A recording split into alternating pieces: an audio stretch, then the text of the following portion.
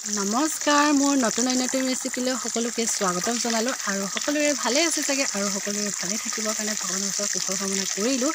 আজি মই আকৌ নতুন ৰেচিপিলৈ আপোনালোকক স্বাগতম কৰিলোঁ আৰু সেই ৰেচিপিটো হৈছে আজি কি বনাম মই জহা কোমোৰা আৰু আলু, ৰহৰ দাইল আৰু ৰূপচন্দা মাছ। ফাৰ্ষ্টে মই ফ্ৰাই কৰা মাছৰ তেলেদি পিঁয়াজ ফ্ৰাই কৰিলোঁ, তাৰপিছত আপোনাৰ জহা কোমোৰা আলুখিনি ফ্ৰাই কৰিলোঁ। তাৰপিছত আপোনাৰ ৰহৰ দাইলখন ধুই থোৱা আছিলে সেইখিনি ধোৱাখিনি দি দিলোঁ, মিক্স কৰি দিলোঁ জহা কোমোৰা, আলু আৰু ৰহৰ দাইল। আকৌ এবাৰ ধুনীয়াকৈ হিলাই দিলোঁ মিক্স কৰি। যিটো মাছ ফ্ৰাই কৰা তেলেদি অলৰেডি হালধি দিয়া নিচিনা হৈ আছে, যিটো মাছত হালধি, নিমখ, মছলা, জলকীয়া গুড়ি সেইবোৰ মিক্স কৰা আছিলে, সেইখিনি মাছৰ তেলেদি ফ্ৰাই কৰাৰ কাৰণে অকণমান ৰঙচুৱা হৈছে। অকণমান ঢাকনিৰে ঢাকি দিলোঁ, গেছ অকণমান ল' পাৱাৰ কৰি দিলোঁ, তাৰপিছত অকণমান হিলাই দিলোঁ আকৌ এবাৰ। এতিয়া দিম আপোনাৰ হালধি গুড়ি আৰু অকণমান মিক্স কৰি দিলোঁ, হিলাই দিলোঁ আৰু তাৰপিছত দিম নিমখ। আপোনাৰ নিয়ম অনুসৰি দিব, যিমান পৰিমাণৰ লাগে সিমান পৰিমাণৰ দিব আপোনাৰ। আৰু তাৰপিছত দিম গৰম মছলা আৰু তাৰপিছত দিম মিক্স মছলা আৰু জলকীয়া গুড়ি। মিক্স মছলাত আছে আপোনাৰ ৰেড চিলি, ধনিয়া পাউডাৰ, চিকেন মছলা, মিট মছলা, সেইখিনি মিক্স আছিলে সেইখিনি দিয়া হ'ল। তাৰপিছত ঢাকনিখন ঢাকি দিয়া হ'ল আৰু গেছখন অকণমান ল' পাৱাৰ দিলোঁ।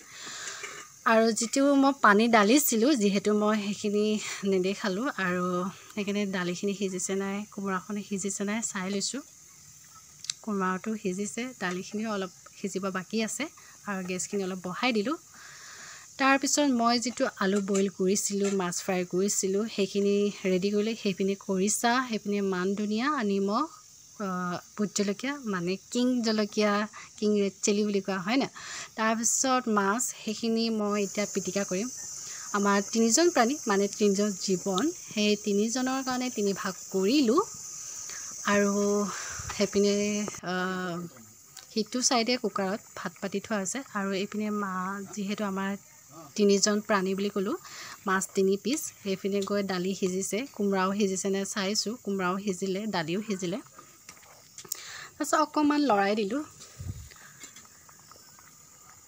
পূৰা উতলিব দিছোঁ আৰু জহা কোমোৰাৰ গোন্ধটো ইমান ধুনীয়া গোন্ধ আহিছে, মানে একদম ভোকে লাগি গৈছে আৰু এতিয়া আকৌ ঢাকনিটো গুচাই দিলোঁ। তাৰপিছত দিলোঁ নহৰু, মান ধনিয়া মিক্স কৰি দিলোঁ, অকণমান হিলাই দিলোঁ।